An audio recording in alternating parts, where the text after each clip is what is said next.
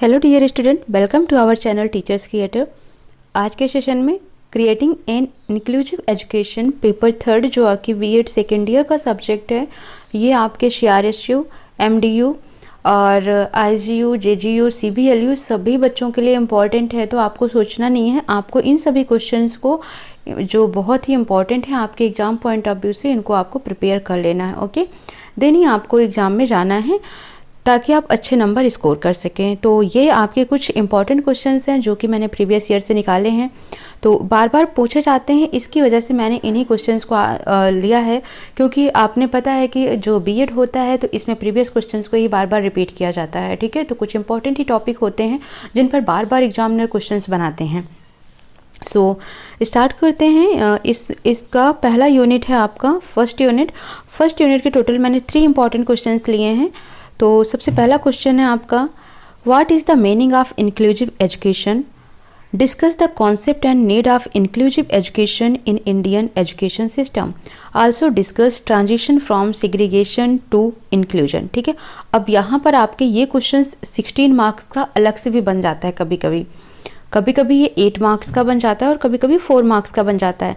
तो कहने का मतलब सिर्फ इतना है कि आपको ये टॉपिक कंप्लीट करना है। अब ये टॉपिक आपका कंप्लीट रहेगा तो आप इसके 4 मार्क्स के भी आंसर कर पाएंगे, 8 के भी कर पाएंगे और 16 मार्क्स के भी कर पाएंगे। ओके, तो आपको क्या क्या प्रिपेयर करना है? सबसे पहले कॉन्सेप्ट ऑफ इंक्लूसिव एजुकेशन, उसके बाद इसकी नीड क्यों पड़ी, तीसरा ट्रांजिशन पढ़ना है सेग्रीगेशन टू इंक्लूजन तक का। ठीक है, यानी अगर हिंदी में बात करें इस क्वेश्चंस का, तो समावेशी शिक्षा से क्या अभिप्राय है, समावेशी शिक्षा के संप्रत्यय तथा भारतीय शिक्षा प्रणाली में इसकी आवश्यकता की समीक्षा कीजिए, अलगाव से समावेशन तक परिवर्तन पर भी चर्चा कीजिए। ठीक है, तो ये इतने पॉइंट आपको पढ़कर ही जाने हैं, डेफिनेटली पढ़ के जाने हैं, क्योंकि बहुत ही इंपॉर्टेंट टॉपिक है, आप इसको मिस नहीं कर सकते हैं। इसी यूनिट से ही दूसरा क्वेश्चन बन जाता है, define learning disability. What are the cause of learning disabilities? Describe the characteristic of learning disabled children. ठीक है, अब यहाँ पर देखो, ये क्वेश्चन आपका, मैं ये नहीं कहूँगी मोस्ट इम्पॉर्टेंट है, बट इम्पॉर्टेंट है क्योंकि इसकी जगह पर आपका क्वेश्चन बन सकता है मेंटल रिटार्डेशन पर, वो भी एक डिसेबिलिटीज है, हियरिंग इम्पेयर्ड पर बन सकता है।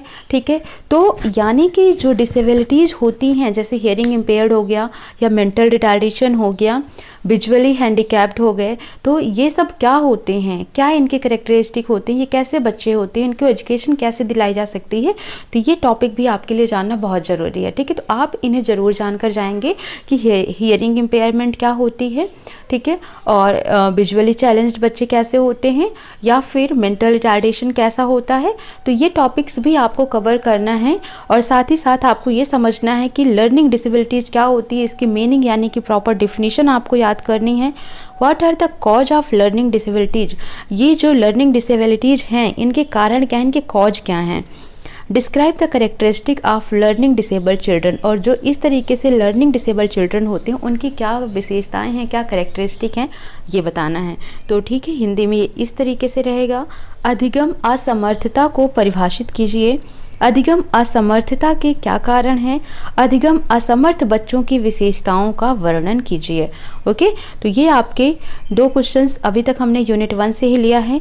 ये तीसरा क्वेश्चंस भी आपका यूनिट 1 का है, जो 4 मार्क्स का भी आया हुआ है, 8 मार्क्स का भी आया हुआ है और 16 मार्क्स का भी आया हुआ है।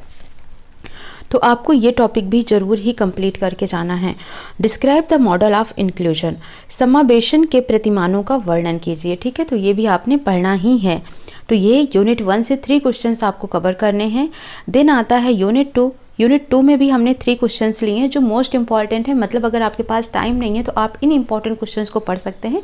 After that if you have time then you can go through your book. Okay, so question number 4 हम देखते हैं। Explain the silent features of National Policy on Disabilities 2006 in the context of inclusive education। यानी विकलांग और असमर्थ व्यक्तियों की राष्ट्रीय नीति की मुख्य विशेषताओं का वर्णन समावेशी शिक्षा के संदर्भ में कीजिए। ठीक है, तो ये भी पॉइंट आपको कंप्लीट करके जाना है। यहाँ से कई क्वेश्चंस बन जा सकते हैं, जैसे प्लान ऑन एक्शन, POA कहते हैं 2002, plan on actions, plan on actions 1992 है। ठीक है, तो उस पर भी क्वेश्चंस बन जाते हैं। तो बहुत सारी पॉलिसीज़ हैं जो आपको देखनी है। तो लेकिन ये इंपॉर्टेंट क्वेश्चन हैं जो बार बार पूछे जाते हैं, तो ये 3 टॉपिक तो आप पहले तैयार कर लेना, उसके बाद आपके टाइम है तो आप और भी चीज़ों को देख सकते हैं, बट मोस्ट इंपॉर्टेंट क्वेश्चन आपको इन्हें ही पढ़ना है। Question number 5, discuss the role of composite regional centre. Most important question, ये 4 मार्क्स का भी पूछा जाता है और 16 मार्क्स का भी पूछा जाता है, तो ज़रूर इसको पढ़ के जाना है, यानी CRC, ठीक है, कंपोजिट रीजनल सेंटर का रोल क्या होता है, and district disability of rehabilitation centres, DDRC इसको बोलते हैं, फॉर चिल्ड्रन एजुकेशन। तो इनके रोल के बारे में आपको मेंशन करना है, ठीक है, यानी बच्चों की शिक्षा के लिए कंपोजिट रीजनल सेंटर तथा जिला विकलांग एवं पुनर्वास केंद्रों की भूमिका को विस्तार से समझाइए, ठीक है। तो ये टोटल आपको 5 क्वेश्चंस मिल गए। इसी यूनिट से ही 6 क्वेश्चन है। Define Salamanca statement and framework of action 1994। ये आपके शॉर्ट आंसर में भी बनते हैं, यानी 4 मार्क्स का भी आता है, 16 मार्क का भी आता है, तो आपको जरूर पढ़ के जाना है। यानी सलमांका कथन एवं क्रियात्मक रूपरेखा 1994 का वर्णन कीजिए। तो इस तरीके से आपको इसको थ्योरी जरूर पढ़नी है कि ये क्या है, इसको समझना है, आपको अंडरस्टैंडिंग बनानी है। हर एक टॉपिक के पीछे आपको सिर्फ कॉन्सेप्ट को समझना है, रटना नहीं है, ताकि अगर वो 4 मार्क्स का है तो फिर भी आप उसको शॉर्ट फॉर्म में उतना ही लिख सकें, 16 मार्क्स का है तो उतना ब्रॉड करके आप उसको लिख सकें। ओके, नाउ क्वेश्चन नंबर 7 जो कि यूनिट 3 से है, what do you mean by special needs? Right the detail note on the special needs of children with disabilities. विशिष्ट आवश्यकताओं से आप क्या समझते हैं? असमर्थ बच्चों की आवश्यकताओं पर एक विस्तृत टिप्पणी लिखिए, ठीक है। यानी स्पेशल नीड्स क्या होते हैं और जो स्पेशल नीड चिल्ड्रंस होते हैं, ठीक है, तो जो असमर्थ बच्चे होते हैं उनको इन आवश्यकताओं की ज़रूरत क्यों पड़ती है, उनको स्पेशल केयर, स्पेशल नीड की ज़रूरत क्यों पड़ती है, ये पूछा गया आपसे, तो ये क्वेश्चन इंपॉर्टेंट है। Next question number 8, discuss the role and characteristic of inclusive school. Give suggestions to develop positive attitude toward disability. समावेशी विद्यालय की भूमिका और विशेषताओं का वर्णन कीजिए। असमर्थता के प्रति सकारात्मक दृष्टिकोण विकसित करने के लिए सुझाव दीजिए। फॉर एग्जाम्पल, हमारी सोसाइटी में अगर कोई डिसेबल बच्चा है तो हम उसको दूसरी नज़र से, यानी नेगेटिव एटीट्यूड से ना देखकर उसको हम पॉजिटिव एटीट्यूड से देखें, उसके प्रति अच्छा सोचकर उसको अच्छा समझाएं, सजग करें, ठीक है, ना कि उसके बारे में उल्टी सीधी बातें करें या उसको बोलें, ठीक है। इससे क्या होता है कि अगर उसके अंदर कोई कुछ करने की जिज्ञासा भी होती है तो वो उसका जो मनोबल होता है वो टूट जाता है। तो जितने भी ये असमर्थ बच्चे होते हैं उनके प्रति हमें अपनी भावनाओं को बहुत ही अच्छा रखना चाहिए, यानी कि उनके प्रति हमारे इमोशंस अच्छे होने चाहिए, पॉजिटिव होने चाहिए। तो ये हो गया आपका question number 8। Question number 9, discuss the role of teacher in school awareness and readiness addressing learning difficulties. विद्यालय की जागरूकता एवं तत्परता में अधिगम कठिनाइयों के समाधान हेतु अध्यापक की भूमिका का वर्णन कीजिए, ठीक है। तो यानी कि जो ये लर्निंग डिफ़िकल्टीज़ है इसके लिए टीचर्स को भी अवेयर होना पड़ेगा, जानना पड़ेगा कि क्या है, कैसे वो अपने स्टूडेंट्स को इन सब चीज़ों से बाहर निकाल सकता है, उनको हेल्प कर सकता है। ओके, तो ये क्वेश्चन नंबर 9 तक जो भी था, तो ये आपका यूनिट नंबर 3 हमने कवर किया है। तो ये थोड़े से आपके इंपॉर्टेंट टॉपिक हैं, तो अगर आपके लिए हेल्पफुल होता है तो प्लीज़ वीडियो को लाइक से सब्सक्राइब जरूर किया करें, ठीक है। चैनल को सब्सक्राइब करना नहीं भूलें, क्योंकि आपके लिए जैसे जैसे ही ये इंपॉर्टेंट क्वेश्चन चल रहे हैं फिर मैं कुछ थ्योरी भी लेकर आऊँगी, देन सोचूंगी कि कौन कौन से टॉपिक आपके लिए इंपॉर्टेंट हैं वो भी और डिस्कस कर दूँगी, उनके नोट्स प्रोवाइड करा दूँगी, ठीक है। सो अगर आप सब्सक्राइब करते हैं चैनल को या लाइक शेयर करते हैं, कमेंट करते हैं, तो थोड़ा सा पॉजिटिव फीलिंग आती है और कुछ काम करने का मन करता है। ओके ना, क्वेश्चन नंबर 9 हो गया, अब हम 10 देखेंगे।